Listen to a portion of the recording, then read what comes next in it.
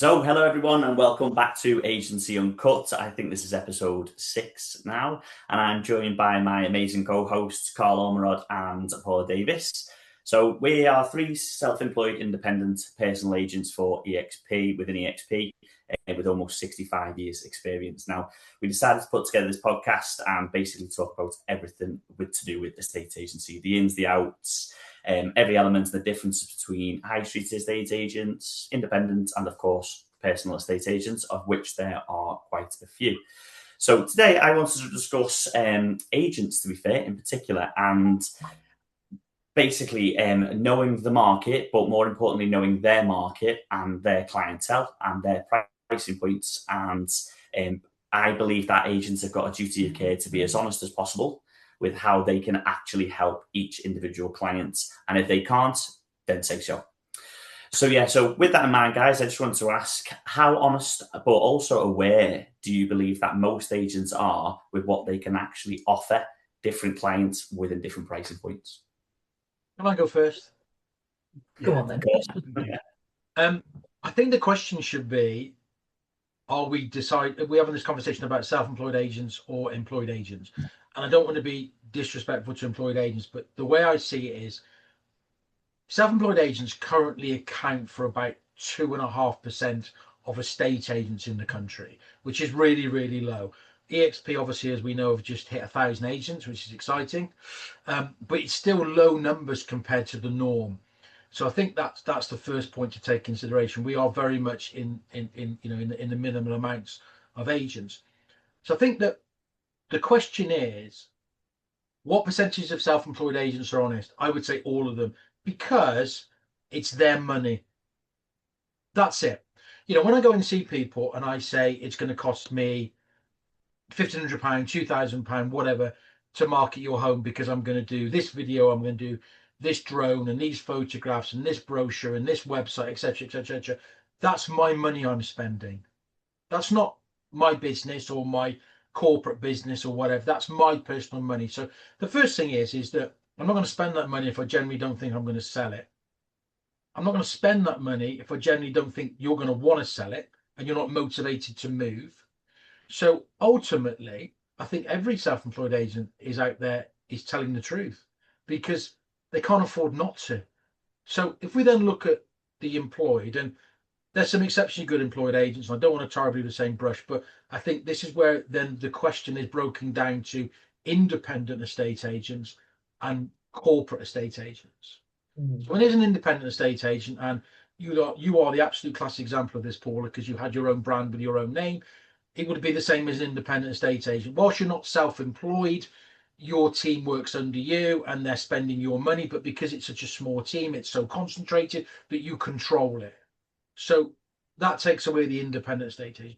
When you go into the corporate estate agent, and I'm talking about maybe even bigger independents where they don't tend to have as much control, or the high street brands that were 30 years ago owned by banks and building societies that are now owned by different people, and they send out listers, which we've had a conversation in a previous video. I would say they're not dishonest, they're just there to get the listing. And that may well be that they will go with the owner's price. They won't go with comparables. They won't understand the market. They won't know what's sold locally. They're just there to get that person signed up, to get a board up, a decent commission, but they probably don't care, and move on to the next one.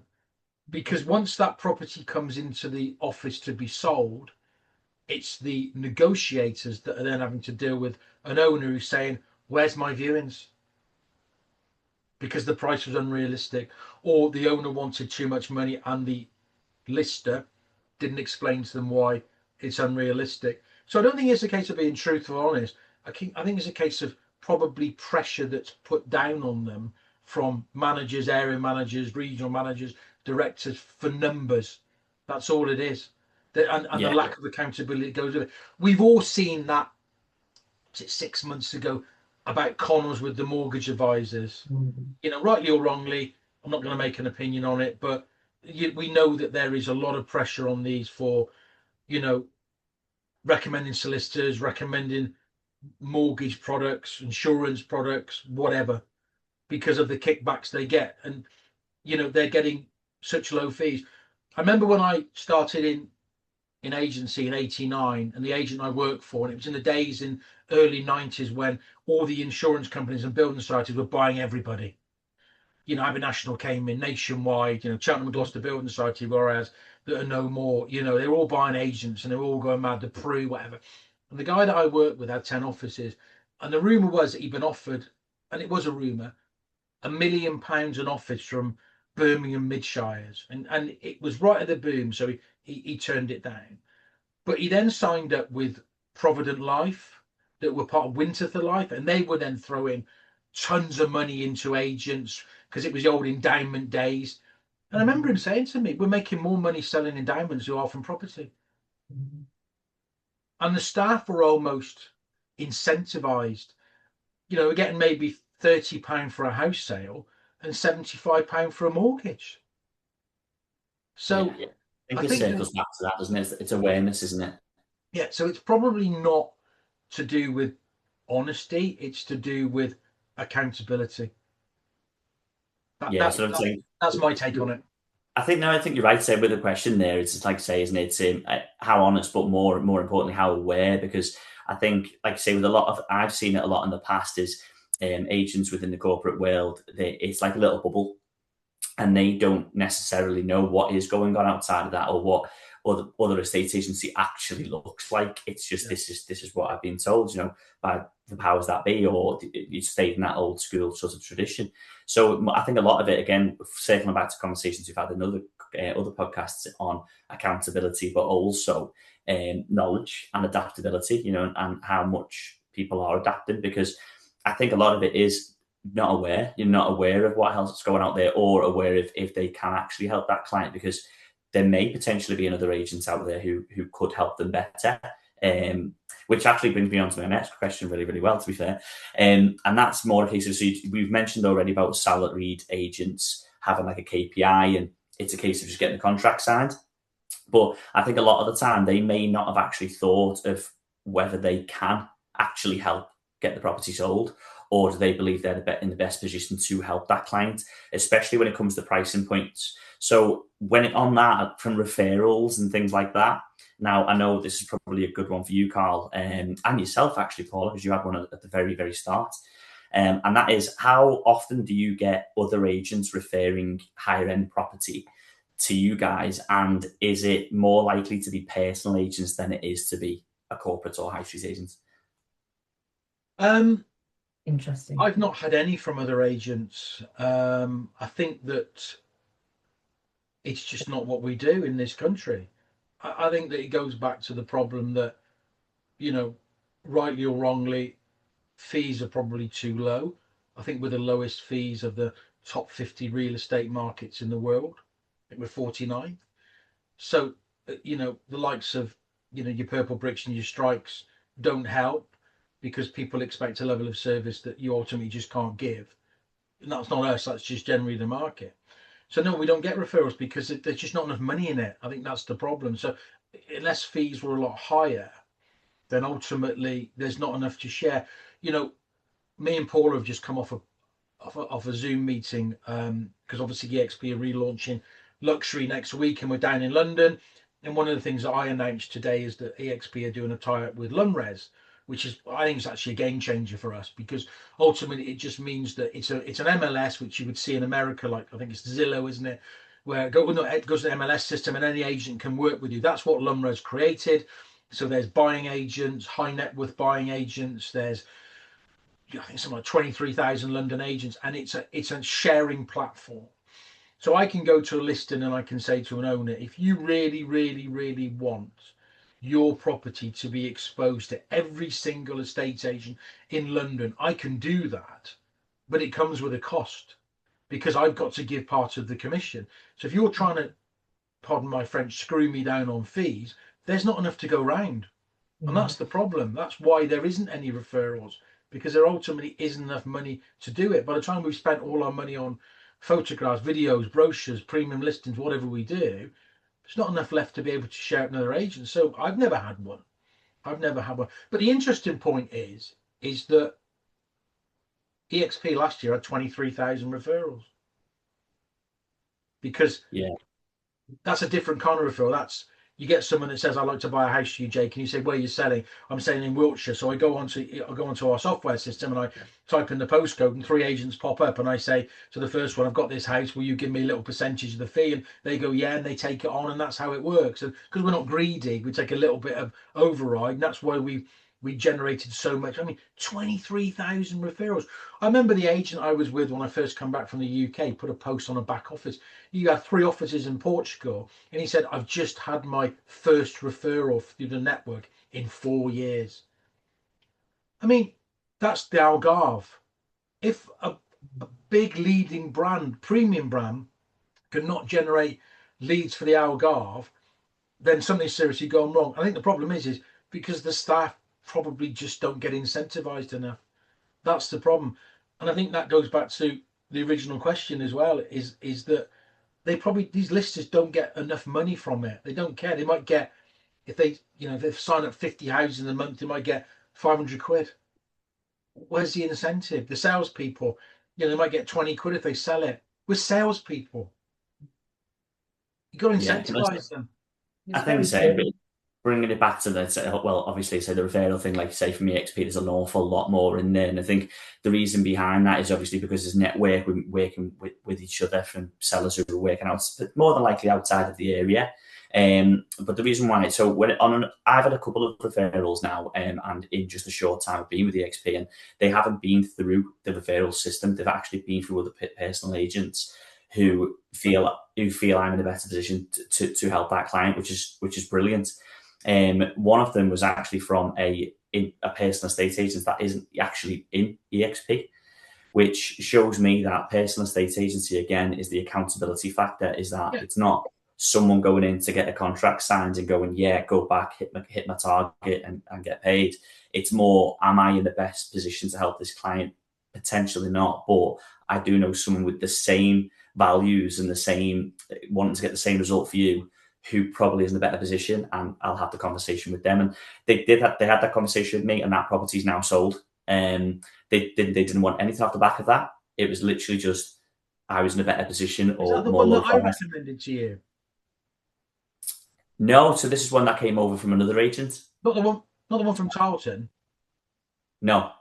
Okay. Oh, it's brilliant. Yeah, fantastic. I mean, that just shows, doesn't it? That that's another one there as well. Yeah. Yeah, they've just looked at the market, that agent, and gone, maybe he's the best agent in that area to sell this house and to service this person. That's brilliant. Absolutely brilliant.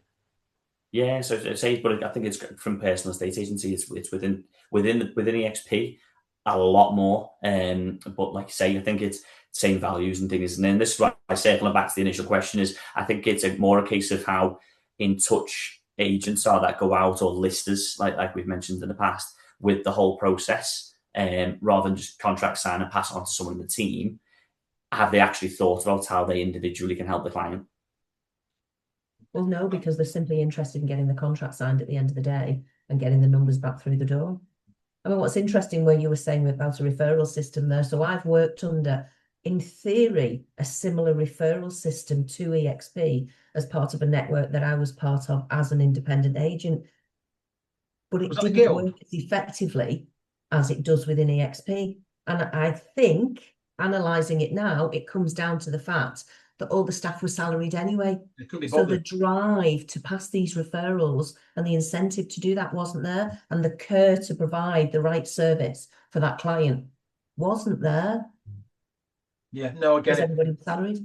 I get it. It's a shame, really, because I think if agents actually worked, I mean, there's a local agent by me that you guys know, and we've always said to each other, look, we've kind of got an unwritten rule that if she wants a viewing on one of mine, or I want a viewing on one of hers, we'll work together. But that's because we're independent. That's because it's effectively our money we're sharing. We're not sharing our office. I've been talking to it's a company called 𝗪𝗏, which is Sports World Management. They do all the magazines for all the footballers across all the leagues across Europe, and they've said to me, you know, do you know anybody in Cheshire? And I was like, not really. I said, we've potentially got a new agent coming on shortly. And I said to him, why? He said, because we just can't get any agents to work with us. You know, we're not asking for big fees, but we might get a footballer roll up and say he's got 25 grand a month, he wants to rent a house. They're like, oh, I'm not interested. We got a high net worth individual who's, you know, he's got a manager that wants to spend 5 million. You know, can you give us a kickback? Oh no, if they're interested, they'll see it on Rightmove. It's just, I mean, how is that? I mean, it's greedy for a start, but how is that helping your client? It's becoming. You know, I always remember, you know, my first boss always said 50% of something is better than 100% of all. And that's how I've always thought. You know, if somebody came to me tomorrow and said, Carl, you've got 40 listings on, I've got something to buy them all, but you're going half the fee. I go, where do I sign? Because I want the best for the client. Mad. I think what doesn't help is that, again, I know we've touched on this in previous episodes, is that they're working on volume. So they're working, everybody's got their individual targets and they're simply working on the volume coming through the door. So when it comes, we're very different, and we look at our individual clients, we look at the needs of that client, and we do what we can to help. And whether that be looking for an agent, you know, in another area, then that's what we do. But the individual doesn't come into it when we're talking volume and high street, because it's just the nature of the beast and how it's grown. And it's about the masses and getting the numbers through the door. It's different stages of, like we mentioned in the previous ones, isn't it? It's different stages of people having responsibilities within a certain part of the chain, basically. But the accountability thing, again, always come back to it. It's the accountability of what's important to them. Whereas we go out to a property to bring it to market and sit down with the clients and actually make a plan to get it to sold, complete, and keys handed over. A lot with a lot of high street agents, it's a case of I'm here to get that pen, that dotted line signed. You know, it's a very, very different motivation, I suppose, isn't it? And going back to what you were saying at the beginning, Carl, I think with only 2% of all the agents in the UK being personal agents, as much as we're very absorbed in it and we're here because we truly believe in it and we believe in the service we can offer, we've still got a tall order in terms of getting our message out there and allowing buyers or sellers rather, to understand that there is a choice, and that choice will benefit them in terms of what the service that they receive. Yeah, I know. I mean, it's interesting. In last year's conference, you know, we just got that, just about did it just before when I think it was Adam did that graph. I don't know if you've ever seen the video when it goes all the different agents, yeah, and we end up being number one. You think, you know, EXP number one. I think we had about 750 agents then, and you know, we sell more houses in the UK than anybody else. Do you think, how does that work with like Connell's Group with all their offices and brands, countrywide with like 30 different brands? You know, my best friend that I've known for years, his godson wanted to, or my godson, I should say, wanted to get into agency. And I said, look, go to a local Connell's office. You know, he's 26, he lives at home. You know, it's oh, Jake disappeared. Yeah, he has, but I think he'll pop back in a second. Do you want to carry on? I'm still here. I can still see you, but I don't know what's happened. You're incognito. And I said, you know, go to Connell's brand as a trained negotiator, and he's had fantastic training. They've really looked after him, but their office numbers, you know, shocking. It's my old hometown, and you know, some of those offices have got like teen numbers in listings, and that's not a business. No. Wow. It's not a business. No, but the training that he will have received there will have set him up fabulously. Yeah, I told him that. I know they do fantastic training, and he's really, really enjoying it. But you just think, how does, you know, if they're running at those numbers, how do they invest in the clients? They can't. They allow. I think this is where people sit back and allow the portals to do the job, and to just bring the leads in, and then within the numbers of leads that they're dealing with, we'll pick up the phone when they've got the time. Well, somebody once said to me that 90% of high street estate agents operate the 3 Ps of marketing. Take some photos, put it on Rightmove, and pray the phone rings. Yeah. And I think that this is the thing about Rightmove. You know, I say to my owners, Rightmove has almost made estate agents lazy. You know, Completely agree. in the old days, you know, Completely agree. in the old days when I worked in High Street and we had you should do your own valuations and you come back and say, I've just taken on this house and it's X, Y, Z, and you go through your applicant's box and you ring out and you have to post the details out, and nobody had a mobile phone and nobody could take a phone call at work and the internet didn't exist, and you had to, you know, had your hot box and you had to punt, as we called it. You did? Now you do, you know, Yeah. now you do nothing. There's agents that still operate mailing lists. I mean, they probably do it, but you know, they just rely on Rightmove to do the work for them. Put it on Rightmove, and at some point the phone will ring.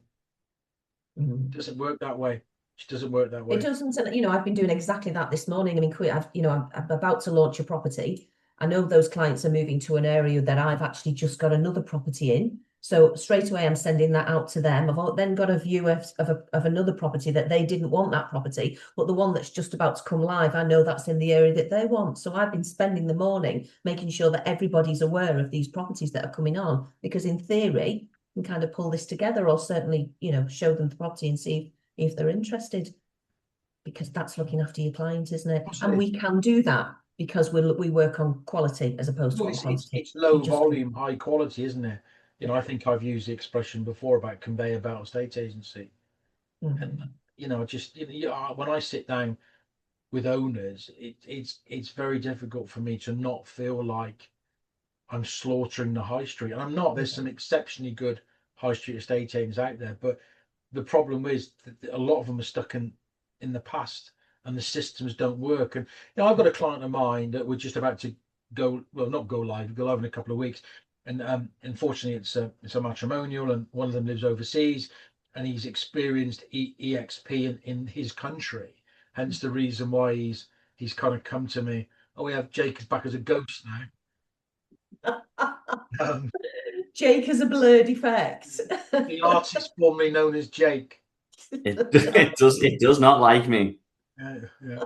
And you know, he's experienced EXP, and he's like, you know, do you operate the same? Do you do all the viewings? You know, will I get regular updates? Can I communicate by WhatsApp? You know, all the things that we take as a norm, but it's alien to most people. It is. It's just become almost a format that just happens, and the wheels just turn, and nobody actually steps out of the box. That's what it is. It's thinking outside the box, isn't it? And the box is very sealed, and it moves forward, you know, and it yeah, sometimes it works, sometimes it doesn't. It's hit and miss, isn't it? It's throwing something at the wall and hoping it sticks. Yeah, definitely. Jake, do you have anything else you wanted to talk about as you're there or not? I'm here, but I'm in the background hidden for some reason. But yeah, no, to be fair, obviously just circling back to the main question really was how you mentioned it earlier really well, to be fair, Paula, about how that getting that message across. Obviously that there is a different option, and obviously it's more motivation. People who are invested in marketing your property in a better way. After getting you the desired results, and if they can't, they're probably more, in my opinion, I probably think more honest to pass it on to someone who can do a better job for them. But yeah, so we were looking at how we can actually help clients determine this. So what do you think could help sellers identify who can genuinely help them, whether that's pre-appointment or on the appointments, for example, questions they can ask and things like that? Do you mean in terms of the market or their actual individual property and getting the most for it and sold? What do you mean? In the sense of the individual, like, so a seller asking an agent questions when they come along for an appointment or before the appointment, in a sense of what can you genuinely do to help me in particular, or my property in this certain market? Because I get asked a lot of the time, what's the market like? But I think what's really important is what's your market like, you know, your property, your area. I'm just thinking about how sellers can determine which agent is going to be able to help them the best. You know, I always say to people, really, there's only 3 reasons why a house doesn't sell. I think the first one is the obvious one, the price. The second one is probably the marketing. And the third one is probably the exposure. And I think they kind of cross over into each other. You know, Chris Watkin puts on a lot of times, you know, you can't outmarket an overpriced house. And I kind of understand what he's saying in probably the mid-market when there's a lot of comparables. I don't necessarily agree, and we've argued about this with other people, that, you know, if you've got a really individual house, sometimes that rule of thumb, you know, doesn't come into play. I think the marketing is important because people run, you know, they lead busy lives, so they need a video that stands out, need good quality images. The images need to flow. The write-up doesn't need to be boring, but it doesn't need to be war and peace. So again, it needs to be, you know, quite punchy and attract people. And then I think the exposure. I mean, if you know, this is something that I'm going to be mentioning quite heavily next week at the EXP launch, is that, or EXP luxury launch, is that you can have the greatest marketing and the best price property, but if nobody sees it, it doesn't help. So I think that it needs to be all three. And also, I suppose there is a fourth, and this is, I think, where we come in, is that, you know, if you've got the greatest property and you've got the best marketing and it's the right price, if the agent doesn't answer the phone or respond to an email, it doesn't matter. Well, I was just about to add on there, Carl, another P on the end is a proactive agent. Yeah. Because the inquiries come in, or likewise, as we were just saying before, not just inquiries coming in, but actually looking for people who you think this property will be suitable for, and getting those people, the right people, in front of the right property. And whether that be an inquiry coming in at 8 o'clock at night or on a Sunday afternoon, just so be it. That's what we do. You know, one of the things I always do when I go out to market a property, to actually put it on with a video, is I always have a conversation with the owner about the demographic of the buyer. You know, I talk to them about how long they've been there, and, you know, how old they were when they bought it, and, you know, where they were in terms of their family, and is that the kind of buyer we should be aiming for? And obviously, if someone's been there 20 years and made lots of improvements and it's now a lot more money, it's a different buyer. But I do look at the demographic of a buyer. You know, is it child friendly? Is it pet friendly? You know, would it suit an elderly couple because there's 4 flights of stairs, etc., whatever.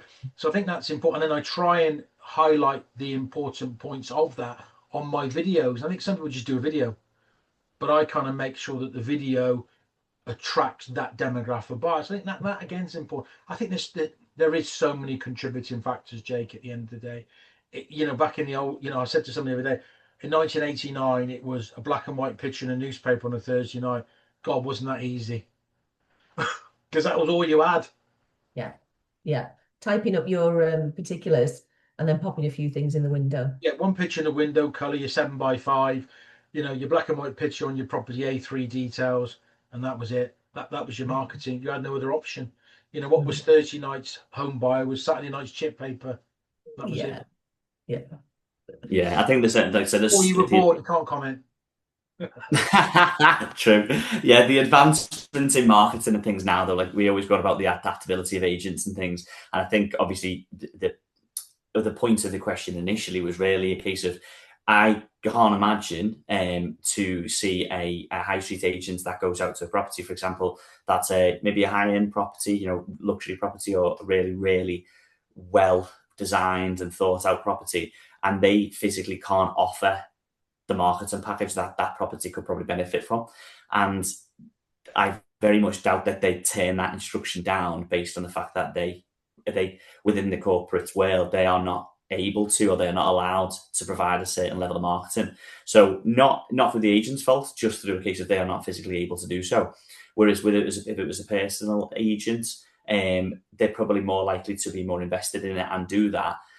But I think also if they think they couldn't showcase it, for example, if I got obviously area is very dependent as well, but if I got a very, very expensive property, so for example, Karl, many years experience, obviously within estate agency at all levels, but also a lot of experience in the luxury market, where I know that you've got a database of buyers globally, but within that certain price, you know, within that certain price point of a property. So you would be in a better position to potentially help a client of mine find a buyer based on that. So I think you'd more likely to get that from, for example, someone like ourselves than you would do from a high street agent. I also think as well is that, you know, when you look at the luxury market me and Paula operate in, is that, you know, I say to people, every high street estate agent wants to have luxury properties, but they become token listings. They're trophies. You know, it's a bit like, and I say to people, you know, if I've got a house, say it's 2 million, I say, you know, you've got a Porsche and you're going to put it on with a garage that's just got a load of Ford Fiestas. No disrespect to Ford Fiestas, but you know what I mean. You know, what you need to be doing is putting your Porsche on with a load of Porsches, because ultimately people will expect that property to be seen on that client, of that agent's website. And ultimately, the other thing for the owner is that, you know, if I get an inquiry for one of my £2 million houses and say I've got half a dozen, I'm going to obviously try and get them to look at the other 5 as well. Yeah, I think so. The reason what started the question in the first place, to be honest, is I've seen a couple of things across LinkedIn over the last couple of months have been about knowing where you operate, and the same thing within a business is when you start a business is what do we want it to be? You know, what's the point of this? And I think I've seen a quote, actually. I'm not sure where it's from, but it was actually my old the old owner of the agency that I used to work for who put it on LinkedIn, and it was, Rolex doesn't hate Casio. It's Casio. I saw him put it on there, yeah, and it's right. That's exactly right, and he's right. Yeah. Yeah, and it's more a case of like saying knowing what you're good at. And I think if an agent goes out and they are really, really good at selling lower level properties because they've got a huge amount of investors on the books, brilliant, then do that. You know, and then if you don't have buyers for a multi-million-pound house, then maybe refer that to someone who does have buyers for a multi-million-pound house. And I just think it works more like that within personal estate agents because we know what we are, we know what we can offer. So I think it is more of the aware piece, isn't it? Yeah, somebody says to me, stay in your lane, drive your own truck. It's right. You know, if somebody came to me with, you know, something that was very, very, very cheap, I would say I don't have the database for it, or people won't come to me for that kind of property. You're best going with an agent that historically has sold a lot in your street or whatever. So yeah, there's no. I think agents will just list it for the sake of listing it. You know, I see some agents in Southport that have got like 50 houses below 500 and then one at 1.3 million. And you think, what's made that owner go there? You know, because they're getting a service, aren't they? You know, when you go to Williams to take your Range Rover in, Paula, you know, you get a cup of coffee and a cake. You're not getting that in Joe's backstreet garage. No, it's true. No, well, that's the difference, isn't it? Yeah, massively. Yeah. Yeah, I think from the buyer's point of view that you mentioned there as well is if you're looking for example Fiesta, no offense against Fiestas, but if you were looking for something like that, you wouldn't go into a Porsche garage to find it, would you? You'd go to, you know, a Fiesta garage or an auto trader garage, something like that, wouldn't you? You wouldn't specifically go to a high-end, you know, dealership for that type of car, just like you wouldn't go to a lower level dealer or, you know, back shop dealer, like you say, for Ferrari. Exactly. Yeah. You want the experience of and the service around the purchasing of the product that you want to purchase. Yeah. Well, I saw something that said luxury isn't about price; it's about a level of service. Yes. You know, you can have a £600,000 or a £500,000 property that is still luxury. It's about the level of service. Yeah, totally agree. Right, I think that's about time, guys. So brilliant. So our next one, exciting, is going to be at the conference. Yeah. So let's see how we get on with that. I think you're bringing your tripod, and we'll have a go and see how we get on. Yeah. Great. No problem. See you then. Thanks, guys. See you soon. Then. Bye. Take care. Bye. Bye.